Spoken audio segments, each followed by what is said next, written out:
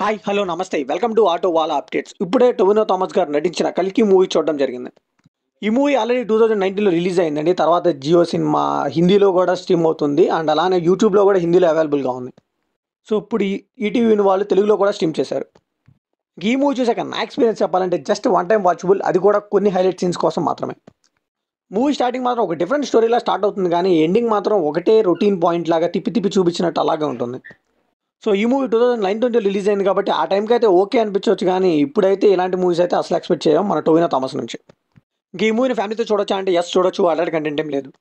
ఈ movie basic స్టోరీలు ఏంటంటే కేరళ తమిళనాడుకి బోర్డర్ కట్ అయిన నంజంకొట్ట అనే ఊరిలో అక్కడ ఉన్న రూలింగ్ పార్టీ అండ్ అలానే అక్కడ ఉన్న లోకల్ హీరో విలను వీళ్ళిద్దరు కలిసి అక్కడ ఉన్న తమిళ ప్రజల్ని కొంతమందిని వెళ్ళగొడతారు. సో ఆ సిచ్యువేషన్ తర్వాత హీరో వచ్చి ఏం చేశాడు అన్నది remaining part of the story. ఇంక ఈ మూవీలో పాజిటివ్ విషయానికి వస్తే టొవినో థామస్ గారు అయితే పోలీస్ రోల్లో చాలా ఫిట్గా కనిపించారు, చాలా బాగున్నారు. అండ్ ఆయనకి తెలుగు డబ్బింగ్ చెప్పిన డైలాగ్ డెలివరీ కూడా సీన్కి హైలైట్గా నిలిచాయి. ఇంకా కొన్ని యాక్షన్ సీక్వెన్సెస్ కానీ ఎలివేషన్స్ కానీ చాలా బాగా వర్కౌట్ అయ్యాయి. ఇంకా సాంగ్స్కి అయితే తెలుగులో లిరిక్స్ లేపేసి ఓన్లీ బీజిఎం ప్లే చేశారు. ఇంకా సినిమాటోగ్రఫీ కూడా బాగానే ఉందనిపించింది.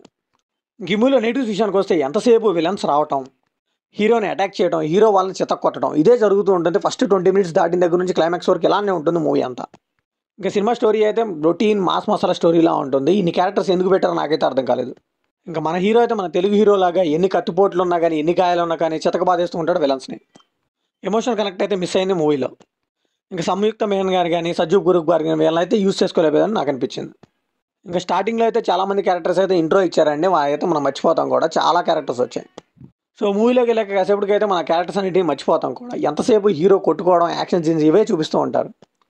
సో ఫైనల్గా ఈ మూవీకి మనం ఇచ్చే బడ్జెట్ ఏంటంటే ఎంటర్టైన్మెంట్ ఉండి మాస్ మసాలా యాక్షన్ సీక్వెన్సెస్ కావాలనుకునే వాళ్ళకి ఈ మూవీ అయితే నచ్చొచ్చు అండి. మిగతా వాళ్ళకైతే జస్ట్ వన్ టైం వాచబుల్.